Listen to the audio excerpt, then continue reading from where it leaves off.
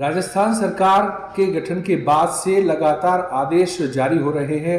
अभी कुछ देर पहले एक आदेश जारी हुआ है जिसमें निगमों, मंडलों, बोर्डों और आयोगों में जो मनोनयन हुए हैं उनको तत्काल प्रभाव से समाप्त कर दिया गया है। इस आदेश के बाद काफी उथल पुथल मची है। वरिष्ठ सहयोगी शैलेंद्र अग्रवाल हमारे साथ मौजूद हैं, उनसे जानते हैं इस आदेश के मायने क्या हैं, किन पर ये लागू होगा, किन पर नहीं लागू होगा।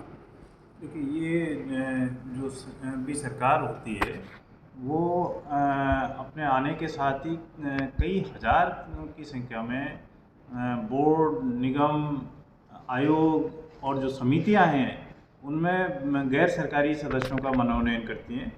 उनमें अध्यक्ष भी होते हैं, उपाध्यक्ष भी होते हैं और सदस्य भी होते हैं। ये जो एक नियमित प्रक्रिया है कि हर सरकार आते ही उनके मनोनयन पुरानी सरकार के द्वारा जो किए गए होते हैं उनको समाप्त करती है। इस बार भी यही आदेश निकाला गया है। तो इसमें जो पिछली सरकार द्वारा मनोनीत किए गए थे उनमें दो तरह के सदस्य होते हैं या अध्यक्ष उपाध्यक्ष होते हैं। एक के वो होते हैं जिनको कि हटाया जा सकता है, दूसरे कई ऐसे होते हैं जो वैधानिक तरीके से लगाए जाते हैं और उनको हटाया नहीं जा सकता।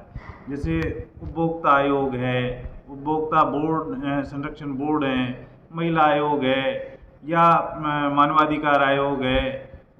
इस तरह के कई आयोग होते हैं जिनके सदस्यों और अध्यक्ष उपाध्यक्षों को हटाया नहीं जा सकता है।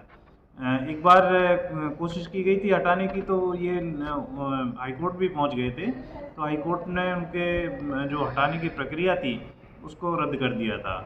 तो उसके बाद से महिला आयोग और कुछ अन्य आयोगों में जो सदस्य और अध्यक्षों की नियुक्ति है उसको रद्द नहीं किया जाता है। तो इसमें आदेश में जो एक लाइन दी गई है जिसका आपने जिक्र किया, क्या वो लाइन है और उसके क्या मायने होंगे? जी, उसमें आदेश में एक लाइन ये दी गई है कि जो वैधानिक तरीके से चयनित अध्यक्ष, उपाध्यक्ष या सदस्य हैं आयोगों में, जी, ये बोर्डों में, उनका यदि मनोनयन समाप्त नहीं किया जा सकता है तो उसकी एक अलग से फाइल चलाई जाएगी और उनका मनोनयन समाप्त नहीं करने का एक प्रावधान लिया जाएगा।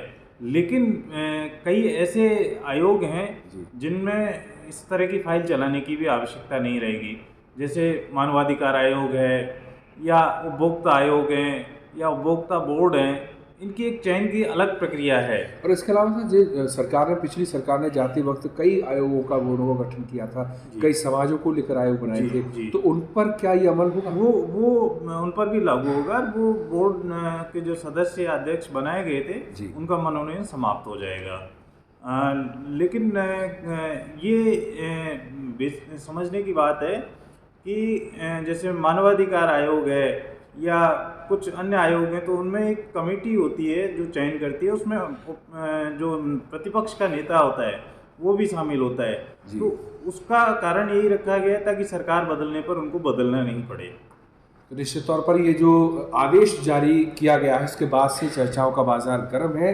लेकिन वरिष्ठ सहयोगी शैलेंद्र अग्रवाल जी ने बताया कि ये आदेश किन पर लागू होगा और किन पर लागू नहीं होगा, पूरी तरीके से आप इस वीडियो में जान सकते हैं कि इस आदेश के मायने आखिर क्या है। सहयोगी नमन गुप्ता के साथ अभिषेक चतुर्वेदी, जयपुर।